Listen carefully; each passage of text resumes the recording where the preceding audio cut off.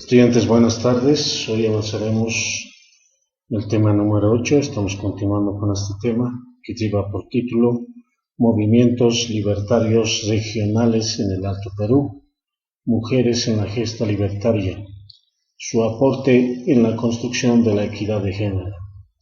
Parte 4. Los levantamientos conjuntos entre indios y mestizos. Oruro y el levantamiento de Sebastián Pagador. El 10 de febrero de 1781, el hastío que los criollos y mestizos sentían por el abuso y constantes humillaciones de los españoles se convirtió en rebelión. Bien, vamos a hablar en este caso la sublevación contra los españoles en Oruro, liderado en esta ocasión por Sebastián Pagador en el año 1781. Lo característico de esta sublevación es que en este caso criollos y mestizos llevan a cabo esta rebelión contra los españoles. También los indígenas se sublevaron en esta región contra los españoles, pero días antes. Tanto criollos y mestizos por su lado se sublevaron contra los españoles, como también por su lado los indígenas se sublevaron contra los españoles por todos los abusos que los españoles cometían contra los criollos, mestizos y sobre todo contra los indígenas. Vamos a hablar en este caso de tres factores que incidieron para que se realice esta sublevación contra los españoles en Oruro. Primer factor, aunque la rebelión de Oruro fue protagonizada por criollos y mestizos, los indígenas de la región demandaban la supresión del tributo y la devolución de tierras. Fue el caso de la localidad de Paria. La intención era unir fuerzas con mestizos y criollos para lograr mejores resultados. Reiteramos que la rebelión que se dio el 10 de febrero en Oruro de 1781 fue protagonizada sobre todo por criollos y mestizos. No obstante, también los indígenas de la región de Paria y otras regiones querían que ya no exista más el tributo que se pagaba a los españoles y además que se devuelva a los indígenas las tierras que habían usurpado los españoles, sobre todo los encomenderos. Entonces, también una intención de los indígenas era unir fuerzas con los mestizos y criollos para enfrentarse mejor hacia los dominadores, en este caso que fueron los españoles. Un segundo factor surge con las elecciones que enfrentaba a dos partidos, el español y el criollo. El primero era representado por el corregidor Ramón Urrutia, que intentaba ser reelegido en el cargo. El segundo tenía como líder a Jacinto Rodríguez. Al final Urrutia fue reelegido, resultado que agudizó la rivalidad de los criollos y mestizos frente a los españoles. Bien, antes de seguir hablando de los factores, recordemos quiénes son los españoles. Obviamente los españoles son aquellas personas que vinieron desde España, nacieron en España. A ellos se les conoce como españoles. Cabe resaltar esta situación. ¿A quienes denominamos criollos? Son hijos de españoles, tanto de padre y de madre españoles, pero no nacieron en España, sino nacieron en este nuevo continente, que hoy lo conocemos como América. A esas personas se los conoce como criollos. ¿A quienes se conoce como mestizos? Aquellas personas que tuvieron padre o madre indígena, padre o madre español. Entonces, de un indígena y un español surge, los hijos que en este caso vendrían a ser mestizos, y obviamente los indígenas son aquellos que nacieron y de padres y madres indígenas. Cabe resaltar esa diferencia, ¿no?, para que se entienda mejor la utilización de los términos español, criollo, mestizo e indígena. Bien, retornando a lo que es el segundo factor, también en ese tiempo se presentaron elecciones donde cual se enfrentaron dos partidos, uno con español y el otro criollo. En este caso se tenía que elegir el nuevo corregidor, que en ese entonces asumía ese cargo don Ramón Urrutia, español él. En cambio, por el partido de los criollos, Jacinto Rodríguez, el criollo, quería asumir ese cargo de corregidor.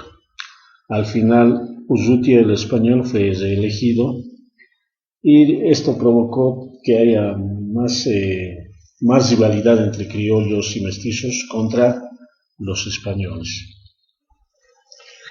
El tercer factor decisivo fue la sublevación indígena, debido a la actitud inflexible de Manuel de la Bodega, quien en su ambición cobraba un precio más alto al establecido por la repartición de mercaderías, ocasionando el descontento de los indígenas. Los mismos presentaron su queja a la Real Audiencia sin obtener ningún resultado. Entonces, el tercer factor vendría a ser la sublevación indígena, ya que Manuel de la Bodega, el español, él cobraba precios muy altos sobre la mercancía o la mercadería que se repartía a los indígenas.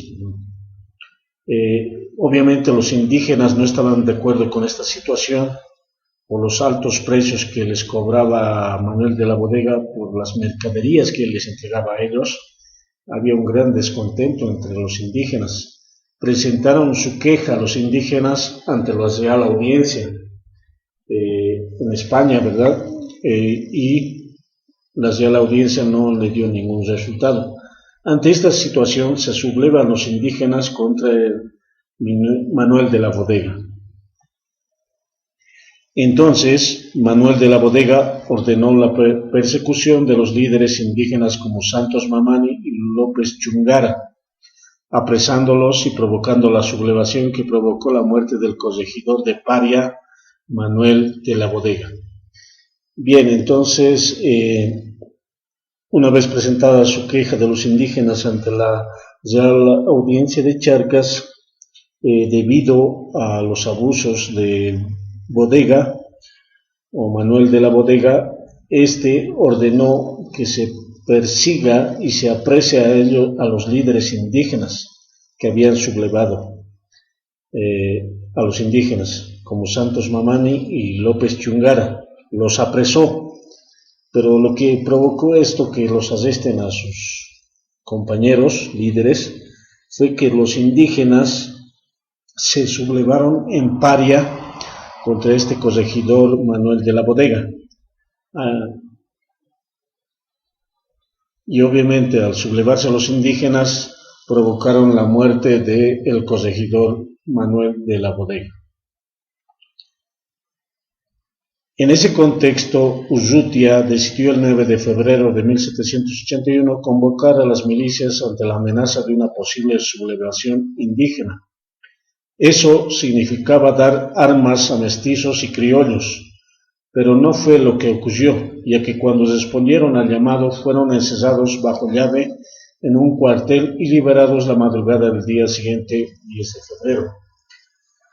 Un 9 de febrero de 1781, el corregidor Urrutia, español él, convoca a las milicias ante la amenaza posible de una sublevación indígena que se podría haber generalizado en todo Oruro. Y la intención o la idea de Urrutia era dar armas a mestizos y a criollos para defenderse contra la sublevación indígena, pero esto no ocurrió. Lo que ocurrió fue que metieron o encerraron bajo llave en un cuartel a todos los mestizos y criollos de esa región, y recién al día siguiente los liberaron en la madrugada del día siguiente, es decir, el 10 de febrero, justamente el día que se inició o se realizó la sublevación criollo-mestiza en contra de los españoles. La noche del 10 de febrero, al día siguiente, Jacinto Rodríguez es proclamado corregidor. El caudillo libertario Sebastián Pagador fue quien protagonizó la sublevación de criollos y mestizos. agitando a los milicianos y demás pobladores. Días después de los sucesos moriría. Ustedes ahí tienen la imagen de Sebastián Pagador. Una vez que han sido soltados mestizos y criollos, liberados, el 10 de febrero en la noche, se proclama al criollo Jacinto Rodríguez como nuevo corregidor, en lugar de Urrutia, el español, que hace instantes vieron su imagen. Quien sublevó a los criollos y mestizos contra los españoles fue Sebastián Pagador, y ayudado obviamente por criollos y mestizos, milicianos y demás pobladores, se sublevaron en contra de los españoles. Días después de los sucesos moriría Sebastián Pagador. El hermano del nuevo corregidor, Juan de Dios Rodríguez, llegó junto a los indígenas a la villa de Oruro, pretendiendo una alianza con los criollos, hecho que no se dio, puesto que habían logrado derrocar a Urrutia. El 17 de febrero los indígenas fueron expulsados de Oruro por los milicianos de Rodríguez. El hermano del nuevo corregidor, Juan de Dios Rodríguez, llegó con los indígenas a la villa de Oruro para realizar una alianza con los criollos y mestizos, pero ellos, los criollos y mestizos, no hicieron alianza con los indígenas, ya que ellos habían derrocado a Urrutia, al español Urrutia, de su cargo. Y el 17 de febrero los indígenas fueron expulsados de Oruro por los milicianos de Rodríguez. El 8 de marzo de 1781 los indígenas volvieron a la villa de Oruro y la cercaron para obligar a los criollos les otorguen una compensación por haberlos movilizado previamente. Esto provocó una lucha donde los indígenas salieron derrotados.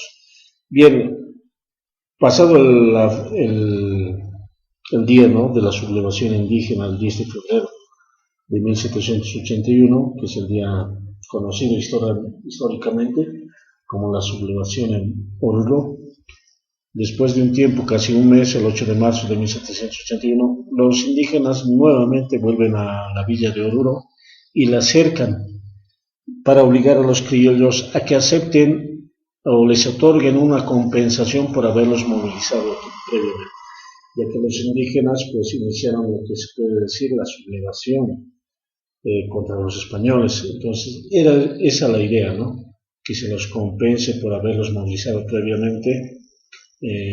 Esta compensación tendrían que pagar a los criollos, a los indígenas. Esto provocó una lucha donde los indígenas salieron derrotados, es decir, los criollos no estaban de acuerdo con esta compensación, lo que hizo que provoque una lucha entre criollos y mestizos contra los indígenas, y estos últimos, es decir, los indígenas, salen derrotados. Urrutia retornó a su cargo de corregidor. Como consecuencia, aquellos que constituyeron a su derrocamiento, los hermanos Rodríguez, la familia Herrera, Clemente, Menacho, entre otros, fueron enviados hasta la misma capital del virreinato del Río de la Plata para que sean sometidos a un juicio el que estableció su grado de culpabilidad. Urrutia retorna nuevamente a su cargo de corregidor, el español Urrutia, y una vez en su cargo determina que se aprese a los hermanos Rodríguez, que habían usurpado su cargo, la familia Herrera, Clemente, Menacho y otros, y una vez capturados los mandan a la capital del virreinato del Río de la Plata, hoy está Argentina. Una vez ahí juzgados estos señores, los hermanos Rodríguez, la familia Herrera, Clemente, Menacho y otros, se los establece su grado de culpabilidad. Así termina esta revolución en Oruro, donde por un lado criollos y mestizos se sublevaron contra los españoles y por el otro lado los indígenas se sublevaron contra los españoles. Cabe recalcar que el 10 de febrero de 1781 los únicos que que lucharon contra los españoles o se sublevaron fueron los criollos y mestizos, y no había participación de los indígenas en esta sublevación, sí en una fecha anterior. Bien, con esta aclaración les agradezco por su atención. Gracias.